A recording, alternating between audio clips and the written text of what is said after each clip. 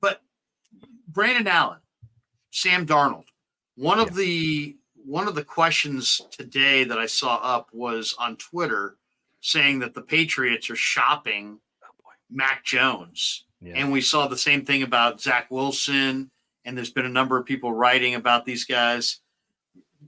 Do you want Darnold back? Do you want Brandon Allen back? Do you want Allen back as the 2, as the 3?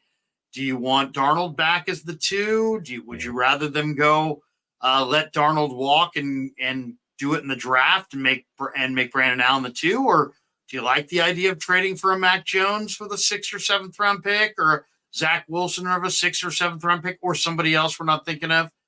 Where are you at the quarterback? Who's in your guys' quarterback room behind Purdy? I kind of like Mac Jones as a backup quarterback. Honestly, Mac Jones is like, here's the thing about Mac Jones. Like, when you go back to the draft, the hesitation towards drafting him was not that he would not be a fit, right? It was that he didn't have the arm talent, athleticism, or any measurable qualities to make you say, this guy's worthy of a first-round pick. In the 3 first-round picks, in a way, yeah. Right. Yeah, that's a good point. If it was just if it was the 12th overall pick, that the 49ers initially had, it might have been a conversation. But Jones just didn't have, you looked at him and you're like, okay, I could see him in Kyle's system. If it was like a 7th rounder, a 6th rounder, I'm not saying they should definitely do it. I'm not into Zach Wilson. But Mac Jones, I'm not frothing at the mouth, but I don't hate it. I'd like to say with Mac Jones, everyone wants to say hell no. I'd imagine that a good number of those people were probably saying hell yes with Sam Darnold, and I just see no difference. I mean, obviously there's a talent discrepancy, no question about it. But Mac Jones had his moments where I don't think Sam Darnold had any moments with the Jets. Jake, you're up a Jets fan, you probably know better, but I can't recall Sam Darnold having anything that he did with the Jets give you this indication that hey, there's something here. It was all his collegiate talent, which is still unquestioned, but talent gets you in the league. It doesn't keep you in the league. And Mac Jones might not be long for this league, but he had moments with the Patriots where you go, he knows what the hell he's doing. He's knowing how to operate. And by the way, Bill Belichick hasn't drafted a good wide receiver since Julian Edelman, who was a quarterback. It's the talent discrepancy between the 49ers offense, and we can talk about, some of the deficiencies they have, but between the 49ers offense and the Patriots offense is night and day. And it's not to say that Mac Jones would just come in and be a star or whatever, but for a very late round pick, which by the way, you have too many of them to begin with. So just toss one on the toss a log on the fire. And for $2 million, which is probably going to be what you have to pay Brandon Allen anyway. I see no reason why Mac Jones wouldn't be a fit. Clearly Kyle liked him during the draft, and all of the things that were concerning about Mac Jones, that he couldn't elevate his teammates, that he wasn't, an athletic marvel, that his leadership was a little iffy. I don't see why that'd be a problem for a backup quarterback for the San Francisco 49ers. And by the way, if I'm Mac Jones, I'm begging for this. I'll throw in some money. Oh yeah. I'll throw in some money. Give me that kiss. All these guys want this. I mean, Zach Wilson, I guarantee you wants to be a Niner. Mac Jones, I guarantee you would like to be a Niner. Yeah. The question is, I guess my first question is, what are these guys? Do we know what they are? Do we not know what they are? That's a great question. It's deeply existential, Larry. Yeah, what are these guys? Is Mac Jones probably this? I mean, there was a report. There was a report coming out of the combine that there were several people that said that if Mac Jones had just been drafted to the Niners, that the Niners would have already won a couple Super Bowls by now with Mac Jones. There's no question he can process what he sees. He's really accurate, and the ball comes out on time. The question is the Mac Jones that's the real Mac Jones the guy that we saw as a rookie who looked pretty good? Yeah. Or is he the guy who we saw in year 2 when his offensive coordinator was really a defensive coach? Mm-hmm. Was he a guy that we saw in year 2 and 3 where the Patriots just have no good weapons at all offensively?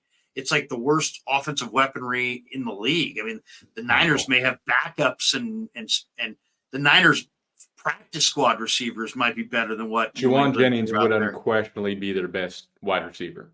I mean, Not they, even Right. close. their best wide receivers were Pop Douglas, who's like 5'6", I and like Kendrick him, Bourne. Demario. Yeah, I mean, like he's a good But player, I they're guess. nice, but they're not stars. Yeah. There's no Ayuk, there's no Debo, there's no Kittle, there's no big time guy. So is Mac really good? And just and then there's the other thing: is Mac kind of a whiny little bitch kind of a guy? Is you know Yeah. what I'm saying? Is he is he not a good culture fit?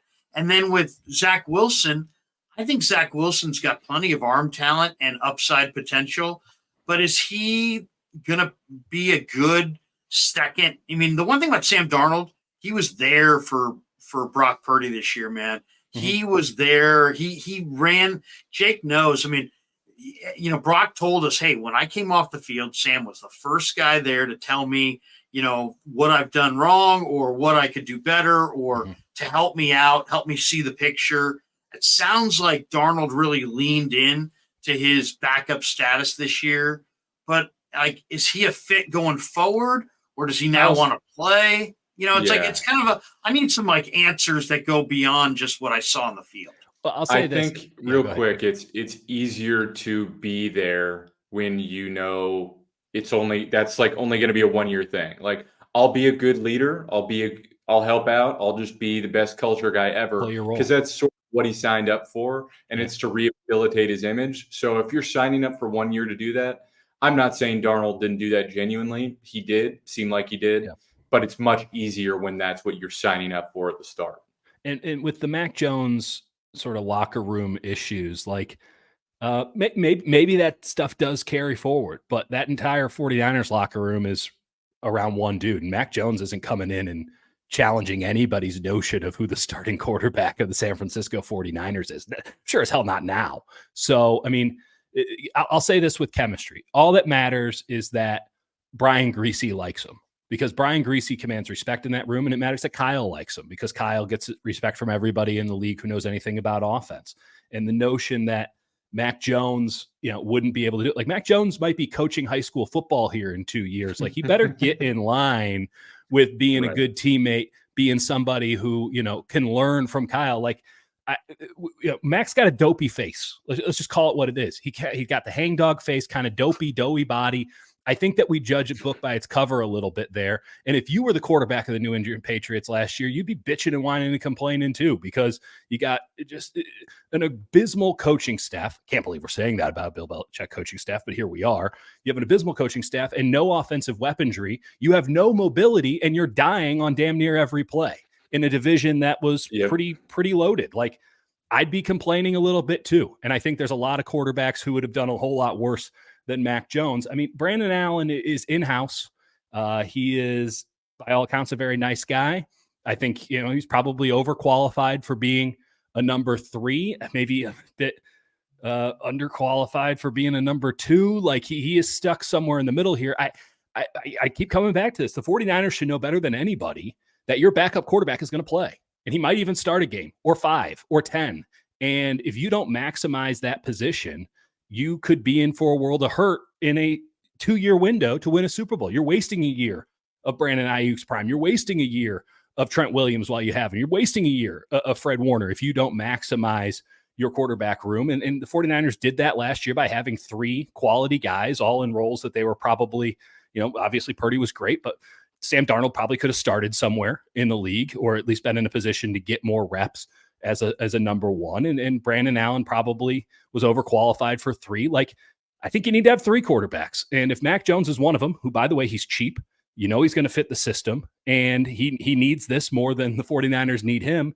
I just don't see a problem with that at all. And if he doesn't get in line, if it is a problem, just cut his ass. What's it matter? Yep. You gave up a compensatory pick that you got for free, and it's $2 million.